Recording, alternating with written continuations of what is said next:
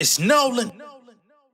Now, before we get started, make sure y'all hitting that like button. Make sure y'all sharing it on your respective platforms. Let somebody know what we're doing today. Now, let's get into the show. I've been raking up off these niggas for a minute now. Hey, y'all gonna learn to listen one way or another though. Hey, let's get it. Let me show you how I keep the money coming. Strapped up like he check, nigga run it. In the mirror, yeah, I love what I'm becoming. Ain't no discussion, but don't make me spit your onion. Hey, let me show you how I keep the money coming. Strapped up like he check, nigga run it. In the mirror, yeah, I love what I'm becoming. Ain't no discussion, but don't make me split your onion. Flashback to the days I was in the days. I was sleeping on the couch, couldn't nobody stay. I was serving up the chicken, couldn't get a raise. Now I'm cooking up the game like I'm Bobby Flay. Fuck rap, I ain't got no friends in this shit. Put them M's to the front like a Benz in this shit. I be swimming through the money, got some fins in this shit. I be stomping through the street like some Timbs in this bitch. Made trends in this shit, but some IOUs, but I don't lose. Construction how I tighten them screws, tie my shoes. Back on the block, straight to the bag, ho. Jumping off the porch for that green like a tadpole. What's going on, beautiful people? It's the kid J Nolan here. Welcome back to another episode of Inside the Industry, your number one source for music, entertainment, commentary, and breakdowns. Hope everybody's doing well out there this evening. So let's get to our second video of the day. Y'all know we just finished talking about Drake, 1 a.m. in Albany, him taking sneak diss shots at Kendrick, Drake, J. Cole, LeBron James, and whoever he was talking to that was on the C and D markets or whatever. So now this video is actually going to be talking about Kendrick Lamar. Okay? So I don't know how many of y'all have seen this, but there is a creator out there by the name of Dejan Paul. We've talked about him before a couple times on this channel. And he's kind of like, he's a bit hated out in LA. So he does the LA Rap Report Card every year where he rates all of the local rappers from the top mainstream ones down to the most unknown and does a full report card. You know what I'm saying? Talk about their albums, their punchlines, their beat selection, their cadence, all of these different types of things. Once upon a time, he was affiliated with TDE. He had a relationship with like Back on Fig and all of them and Community and all that stuff. But since then, he's fallen out and been exiled from that entire camp. He came out a couple months ago saying that TDE was harassing him and being bigots to him or what have you. And today he's come out with a new narrative. So his last narrative, he was talking about being harassed by TDE and then being homophobic and all of this type of stuff. And he started talking about the GNX album and the artist not taking off from there. That's been a very prevalent conversation as of late. People having their opinions about where those artists that were featured on the album ended up, as if Kendrick Lamar was supposed to be responsible for their entire careers after giving them an opportunity. But now Dejan Paul is basically trying to put out this narrative that Kendrick Lamar robbed them. Okay. So he's got a video circulating on X right now where he said Kendrick Lamar paid each of the featured artists on GNX $10,000 and no publishing. Now, I can tell you off rip, the publishing piece is completely false because Lefty Gunplay came out and let it be known that his publishing was all fucked up. Dodie Six, his publishing was all fucked up. I think just about every artist featured on the album did not have their business together. Therefore, they either had to sign up in real time as the album was coming out to try to get their shit handled, or they were going to have to try to get it done retroactively because with the publishing, you have about 3 years to sign up, stake your claim on the music before it goes into the black box. Black box royalties are just accumulated unclaimed royalties that end up going back to the major labels and publishers, the Sonys, the Universals, the Warners, and all of their subsidiaries in the industry. If you don't claim your royalties within 3 years, they get redistributed back to the big companies, right? So I can already debunk that theme, but we're going to get into it a little bit further. And this notion that 10,000 is some kind of paltry number for artists that we've never heard from in our life is crazy too, because 10K is pretty standard. You know what I mean? Unless you're a big artist, or at least an artist that has a buzz, or somebody that like has a reputable history in the industry, they might get 50, might get 25, might get 30. It's only the top of the top artists that are gonna get 100K, 200K, etc. for a feature. And at that level, most of the artists don't even charge that no more. And they just base it off of, do I want to do the song with you or not? And then I'll take my share in royalties. So all of this is bullshit, but we're gonna watch it nonetheless because that's what the people want. And the people being the internet. All right, so Dejan comes out and says, according to an industry source, the up-and-coming LA rappers, key word here, up-and-coming LA rappers, on Kendrick Lamar's GNX album were only given $10,000 for their feature, and most of them didn't receive any publishing. It seems like Kendrick used the LA rap scene to go against Drake. Goes to my second point. I got a call from a very powerful industry executive. He manages an artist that is on GNX. And he told me for a fact that all of the artists, LA rappers that was featured on GNX only got paid $10,000. What is this only? And only 2 of them have received publishing to this day. So that speaks to the opportunistic is of the situation. You are this multi-platinum artist. You probably, if we look up his net worth, it's probably in the hundreds of millions. You get what I'm saying? GNX sold millions and millions. It's a multi-platinum album. It broke streaming records, all of these things. Allegedly there's bots, but whatever. To find out from a verified, trusted industry source that, again, works with one of the artists on GNX, that all the LA rappers, upcoming LA rappers featured on GNX only got paid $10,000, and only 2 of all the LA rappers featured on the project were given any publishing. Basically, he told me how they were approached was, look, this is going to be a big, you can do a lot with this opportunity. This is a good look. You know, just take the 10 racks and, you know, do what you can with this opportunity. This is a good look. We're about to bring the West Coast back. Woo, woo, woo. They sold these artists a dream. Then you wonder why Dodie Six is smoking drugs and smoking balloons and crashing out and doing all this stuff because he's not getting paid. He didn't get paid. I'm on this big song that's all over Billboard charts, but I'm not getting paid. You wonder why Young Threat is in prison for allegedly murdering another rapper locally because he's not getting paid. To find out, and I trust this industry source. This person wouldn't lie to me again. They were involved in the project, so they know firsthand.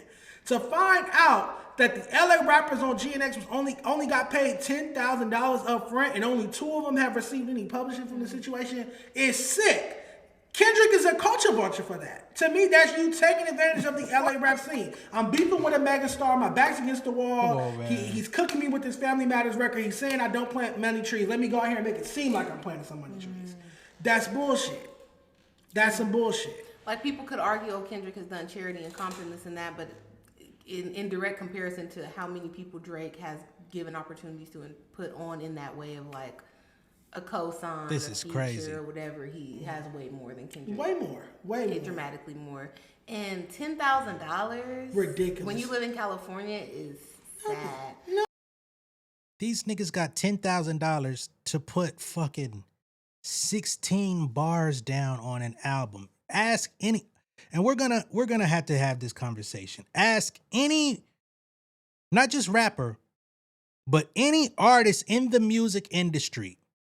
In their formative years, they first 5 years of them coming up in the industry before they had a solo hit, ask them how much they got paid for a feature.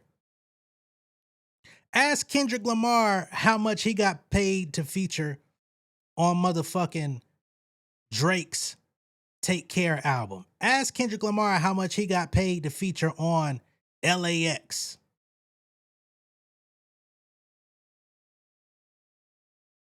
Ask Kendrick how much A$AP Rocky paid him for fucking Problems to be the big hit that it was off of his album back during that time, since he didn't want it on his album. Most likely, nothing. I don't know what the fuck this notion is that you're supposed to get on one of the biggest blockbuster albums of the year. I'm just going to say of the year for 2024, but really of the last 2 years. And you're supposed to be getting paid some crazy amount just to do a verse. And then the artists that did the verse, almost none of them had their publishing in order, despite them having so-called managers, so-called people on their team. It was put on Front Street. Mike Shahada, he deals with Lefty Gunplay. He deals with the LA rap duo Coyote. He came out on social media when Dodie Six was out here crashing out, going through his situation, and said, yo, we had to get Lefty Gunplay's publishing in order. He was not signed up. He did not have a BMI. We had to go through that whole process, and we got this locked in. Same situation with Dodie Six. And BMI is free, right? To collect your writer's share. Get your publisher's share, you pay $75 fucking dollars. 75. It might be 150 now. I got this shit a few years ago. You take the little money out of the 10,000 you got, sign up, submit it to the motherfucking proper channels, you will have publishing on the record. But this is the opportunity cost that comes with helping motherfuckers who ain't really trying to help themselves. Niggas that rap because it's cool, not because they trying to build a business or build a career or have longevity. Maybe somewhere in their mind they feel like that's what they're doing, but their actions do not say so. And I'm not just talking about the rappers on GNX. I'm talking about the rappers that call themselves rappers jumping into the industry. And niggas want to call me a failed struggle rapper, all this shit. But yeah, I was the one that niggas was calling from 2020 up until 2024 when I stopped offering services. Helping niggas get they shit set up. Doing tutorials and videos on YouTube. Had a whole motherfucking paid to play course. Paid to play. As in, get paid for people to play your music. But I'm the failed rapper that don't know nothing. Niggas gotta get they shit in order. Y'all could bullshit with rap if you want. It's some niggas out here that ain't. And if you're not gonna button up your situation, what's gonna happen? Somebody else gonna get the share. That's not Kendrick taking nothing from nobody. And the fact that they even got 10,000 is big. Because who else was gonna pay them $10,000 to feature on anybody else's record? Name another LA act who would have paid them $10,000 to get on them songs. That's not taking shots at nobody. Name somebody in LA who even would have had the budget to pay them $10,000 a piece to get on them songs. That's not taking shots at nobody. YG could have did it, but he didn't. Right? Snoop could do it. You think Snoop giving everybody 10 racks to feature on them fucking Death Row albums he been putting out? Shit me. And out of all the artists that actually showed up on this album, the one who has never had a single complaint is AZ Chike. I wonder why. He already had his business in order. Anything he didn't have in order, he got it done. He didn't come to the internet. He didn't come to the people. He didn't motherfucking complain. That nigga came to the internet and said, God damn, this nigga died, hit me to come out on stage. I didn't think he was gonna hit me up. I was feeling salty behind the scenes, but here we go. Get ready with me as I make my way to the motherfucking Grand National Tour to go pop out with my boy. That nigga did a deal with the niggas that put on the pop-out show. Did a deal with them. They got him a deal over at Warner. They got him in the studio with goddamn Pharrell, Tyler the Creator, getting cosigns from Jay-Z. Because he took his opportunity and ran with it and started putting out music, upped his production value. When Joey Badass was trying to play them games, he jumped out. It wasn't the best diss I ever heard, but at least that nigga got out there, put himself in the mix. So if you're not hungry, if you're not really about it, if you're not prepared for the opportunity, getting the opportunity is one thing. But what do you do after it comes? If you can't goddamn put the ball in the hoop, ain't no assist, nigga. But I did pass you the ball. It just don't count for nothing. And the fact that he got this young lady, I don't know who she is, never seen her outside of doing this podcast with him. If y'all from LA, please educate me on who this young lady is. But the fact that she has to sit here and agree and chime in and act like she knows anything about what the fuck is going on is also diabolical, because now he's going to end up fucking up her career, or she's going to end up fucking up her own career if she has any aspirations of being in this industry by sitting and standing next to this nigga co-signing his dumbass statements. This is diabolical work all around. I hate to see it.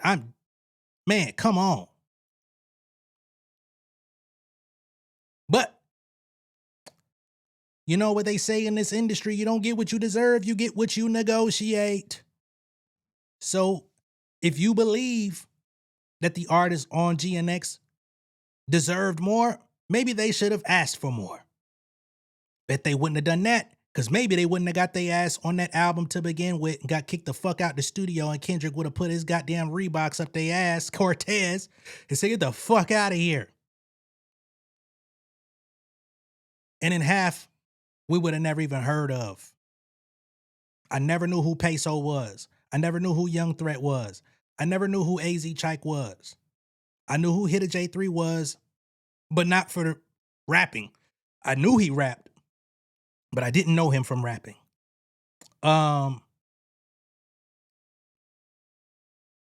Lefty Gunplay, never. You know what I'm saying? So, again, this idea that Kendrick was supposed to, like, all of a sudden create a new label, PG Hang, you know what I'm saying? Come hang with the PG Lane guys and we're going to hold your hand and navigate you all through the industry and make you a millionaire and start selling niggas dreams. I don't know where you got that from. Kendrick's story wasn't that. Kendrick had to work his ass off for goddamn 10 years, damn near, before the industry took notice and said, okay, we fucking with you. So you think he's supposed to hand it over to some niggas he don't even really know like that? He just see bubbling and want to give an opportunity to? Y'all saw what he did on his early features. He took over every fucking song he was on. Whether it was 16 bars, 32 bars, 24 bars, 60. Fuck it. Y'all gonna let me do it? I'm taking it. I'm eating your food, nigga. And that's the difference. If you don't have that, your trajectory is going to show. I don't know what's going on with AZ Chike right now. I would love for him to come out and drop some shit and get himself back into the conversation, because I do feel it's been a little bit too quiet for him to be in the position that he's in. I understand he's putting the finishing touches on an album, and I'm sure there's some extra shit, some extra work that's going into it. But I think right now, being May, I think by next month, AZ Chike need a single and a music video out if it's going to happen, because the industry don't wait for nobody. They're going to be on to the next nigga. And the next nigga could be from anywhere. Remember, TDE got Trap Dickie from South Carolina. They're going to be putting some money behind him very soon. So take the opportunity while the road is clear. You take any underground artist in the world, Craig, the world, and offer them $10,000 to get on a motherfucking major label album. Offer them $10,000 to get on a nobody's album. $10,000 for an upcoming artist is a big fucking deal. No, it may not be completely life-changing, but it's a big deal. And if you know how to use money, it should be a launching pad for bigger things. Even if you just saving it and adding to it rather than spending. You're going to put that shit towards something useful within the next year. But again, some niggas just rap. You know what I'm saying? Some niggas just rap. They don't have the right people around them. They don't have the right mindset. They don't have the education. And that's a recipe for disaster. But I wish everybody the best, though. You know what I'm saying? Including Dijon, who is clearly on a war path to just smear Kendrick and TDE and everybody ever since they fell out. That's his new objective. Good luck with that, sir. There's so much more going on in the world just in music. If you're going to stay pigeonholed into that, I don't think your platform is going to last very much longer if you can't expand beyond that as well, which is why I honestly want some other energy in the industry outside of the Kendrick and Drake conversation, because at some point this shit is going to die off, as in the conversation. And what is going to fill that void? Who are we going to talk about? Who is going to excite the game? Who is going to be the new greats? We got some really talented people out there, but there's more that needs to go into that pot in order to create the new greats. That's what I want to see. All right? Let me know what y'all think of all this down below in the comments. Be sure to like and share this video. If this is your first time seeing me on YouTube, go ahead and subscribe to the channel, become an insider. I'm going to catch y'all on the next one, man. Peace.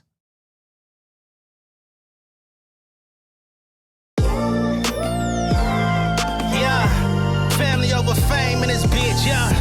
The glory of living righteous is setting in. My street knowledge and education's a perfect blend. Young mogul, independent, I've been setting trends. The first one from my family to be faithfully wed.